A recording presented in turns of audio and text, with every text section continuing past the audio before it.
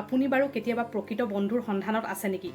যদি প্ৰকৃত বন্ধুৰ সন্ধানত আছে, আজি তেনে এটা কাহিনীৰ মাজলৈ আমি আগবাঢ়ো আহকচোন। এসময়ত গৌৰীপুৰ নামেৰে এখন সৰু গাঁৱত দুজন নলে গলে লগা বন্ধু আছিলে। দুয়োজনে খুব অন্তৰংগতাৰে ইজনে সিজনৰ কথা প্ৰকাশ কৰিছিলে। এদিনাখনৰ কথা, লগৰ বন্ধুজন যেতিয়া বিদ্যালয়ত উপস্থিত নথকা দেখি লগৰ বন্ধুজনে তেওঁ ঘৰলৈকে গৈছিলে তেওঁক লগ কৰিবৰ কাৰণে, কাৰণ কিবা অসুবিধা হৈছে জানিবৰ কাৰণে। সেইদিনাখন যেতিয়া তেওঁ ঘৰলৈ গ'ল, লগৰ বন্ধুজনে সিহঁতৰ ঘৰত সোমোৱাৰ পাছতেই কি কৰিলে, আচৰিত ধৰণৰ এটা পৰিস্থিতি দেখা পালে। পৰিস্থিতিটো এনেকুৱা আছিল যে খুব লেতেৰা এটা পৰিৱেশ সেই ল'ৰাজনৰ ঘৰত। একাষত এগৰাকী ৰোগীয়া মাতৃয়ে চিঞৰি চিঞৰি পানী বিচাৰি আছে, আৰু কাষৰ বিচনাখনতে তেওঁ পুত্ৰ সন্তানটোৱে কি কৰিছে, মোবাইলত ব্যস্ত হৈ আছে, কাণত হেডফোন লগাই কিবা গেম খেলাত ব্যস্ত হৈ আছে। এই পৰিৱেশটো দেখাৰ পিছত লগৰ বন্ধুজন অতি আচৰিত হ'ল। মই এনেকুৱা এজন বন্ধুৰ লগতে ইমান দিনে বন্ধুত্ব কৰি আছোনে, তেনেকৈ ভাবিলে তেওঁ। আৰু লগে লগে কি কৰিলে, একোৱে নকৈয়ে লগৰ বন্ধুজনক সেই বিচনাৰ পৰা উঠাই আনিলে আৰু খুব তৎক্ষণাত এঠাইলৈ লৈ গ'ল। আৰু য'ত লৈ গ'ল, তেওঁ দেউতাকে যিটো ফেক্টৰীত হাজিৰা কাম কৰি আছিলে সেই ফেক্টৰীটোৰ ওচৰলৈ লৈ গ'ল। আৰু কি কৰিছে, দেউতাকক আঁতৰৰ পৰা আঙুলিয়াই দেখুৱালে লগৰ বন্ধুজনে, সৌৱা চোৱা তোমাৰ দেউতাই কি কৰি আছে। মূৰত এটা পাচি লৈ সেই পাচিত মাটি ভৰাই এঠাইৰ পৰা এঠাইলৈ লৈ গৈ আছে, এটা খুব চোকা ৰ'দত, আৰু গাৰ ঘাম মাটিত পৰি গৈছে। আৰু তেতিয়া দেউতাকজনে সেই সকলোখিনি কৰি কৰি কি কৰিছে, লগৰ মানুহকেইজনক কৈ আছে যে মোৰ সন্তানৰ কাৰণে মই এইবিলাক কৰি আছোঁ, মোৰ সন্তান এদিন বহুত ডাঙৰ মানুহ হ'ব, এনেকুৱা এটা ফেক্টৰীৰ মালিক হ'ব। তেনেকৈ কৈ থকা সেই কথাকেইটা এই দুই বন্ধুৱে কাণত স্পষ্টভাৱে শুনা পালে। আৰু এই ল'ৰাটোৱে যে প্ৰতিচ্ছবিখন দেখিলে দেউতাকৰ, দেখি পেলাই তেওঁ দুয়োজন বন্ধুৱে একো নকৈ লৰালৰিকৈ সেই ল'ৰাটো মাকৰ ওচৰলৈ গ'ল, আৰু লগৰ বন্ধুজন দুখ মনেৰে নিজৰ ঘৰলৈ গুচি গ'ল।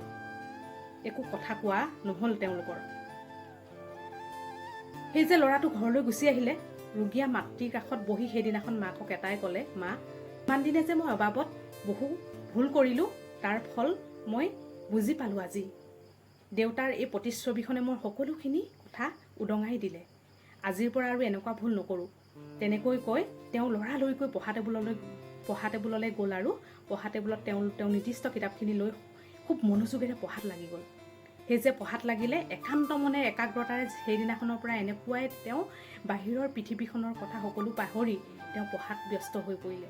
সেই বছৰ যেতিয়া বছৰেকীয়া পৰীক্ষাৰ ৰিজাল্ট দিলে, তেওঁ সকলোখিনি ল'ৰা ছোৱালীৰ ভিতৰত প্ৰথম বিভাগত উত্তীৰ্ণ হৈ খুব ধুনীয়া এটা পাৰ্চেণ্টেজ লৈ তেওঁ সুখ্যাতিৰে পৰীক্ষাত উত্তীৰ্ণ হ'ল। শিক্ষকসকলো আচৰিত হ'ল দেখি পেলাই।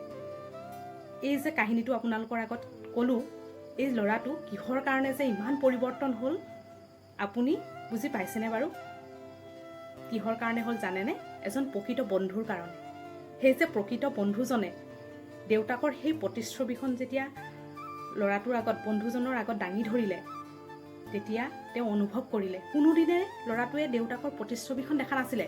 দেউতাকে কাম কৰিয়ে নিছে, পইচাকেইটা লৈ আহিছে, আৰু সকলোখিনি সামগ্ৰী যেতিয়া ঘৰলৈ লৈ আহে, একো অভাৱ নোহোৱাকৈ, লেতেৰাই হওক কিবাই হওক, পৰিৱেশটো যেনেকেই নহওক, দেউতাকে তেওঁক এসাঁজ খুৱাইছিলে আৰু পিন্ধাইছিলে, কোনো অভাৱ হ'বলৈ দিয়া নাছিলে। কিন্তু দেউতাকে যিমান পাৰে কষ্ট কৰিছিলে। সেয়েহে এই প্ৰকৃত বন্ধুজনে সঠিক সময়ত সঠিক সিদ্ধান্তৰে ল'ৰাটোক যদি সেই প্ৰতিচ্ছবিখন দাঙি নধৰিলেহেঁতেন, আজি এই ল'ৰাটো সেই পৰ্যায় নাপালেগৈহেঁতেন। আৰু এটা কথা কওঁ, সেই ল'ৰাটোৱে দেউতাকৰ যে সেইদিনাখনৰ সেই কথাষাৰ মানুহকেইজনক যে কৈ আছিলে, মোৰ ল'ৰা এদিন এই এনেকুৱা এটা কোম্পানীৰ মালিক হ'ব, সঁচাকৈ মালিক হ'ল। কিছুদিনৰ পিছত সকলোখিনি পঢ়া শেষ কৰি তেওঁ এনেকুৱা এটা কোম্পানীৰ মালিক হ'ল যে সেই অঞ্চলৰ ভিতৰত ডাঙৰ কোম্পানীৰ মালিক। তেওঁ এটাই কথা মনত সোমোৱাই ল'লে যে দেউতাৰ আশা মই পূৰণ কৰিব লাগে, ৰোগীয়া মাতৃক মই শুশ্ৰূষা কৰিব লাগে। আৰু মাতৃগৰাকীক এদিন খুব এখন দামী মেডিকেলত নি চিকিৎসা কৰিলে, আৰু মাতৃগৰাকীও সুস্থ হ'ল। দেউতাককো তেওঁ সকলোখিনি কাম কাজৰ পৰা ৰেহাই দিলে, তুমি আৰু কষ্ট কৰিব নালাগে, সকলোখিনি কথা মই মোৰ বাতি ল'ম বুলি তেওঁ প্ৰতিশ্ৰুতি দিলে। আজিৰ সমাজত এজন সৎ বন্ধু খুব প্ৰয়োজন হয়। আপুনি যদি বিপথে পৰিচালিত হৈছে, এজন প্ৰকৃত বন্ধুৱে কিন্তু সঠিক পথৰ সন্ধান দি আগবঢ়াই নিব পাৰে। এই কাহিনীটোৰ পৰা ইয়াকে বুজোৱা গৈছে। প্ৰকৃত বন্ধুৰ সন্ধানত আপুনি হাবাথুৰি খোৱাতকৈ আপোনালোকে বন্ধু পাতোতেই প্ৰকৃত বন্ধুৰ সন্ধান কৰক, সঠিক পথত আগবাঢ়ি যোৱাত সহায় কৰিব। এই কাহিনীটোৰ পৰা ইয়াকে বুজোৱা গৈছে। কাহিনীটো যদি আপোনালোকৰ ভাল লাগিছে আৰু ফেচবুকত চাইছে যদি ফ'ল' কৰিব, ইউটিউবত চাইছে যদি ছাবস্ক্ৰাইব কৰিবলৈ নাপাহৰিব। ধন্যবাদ।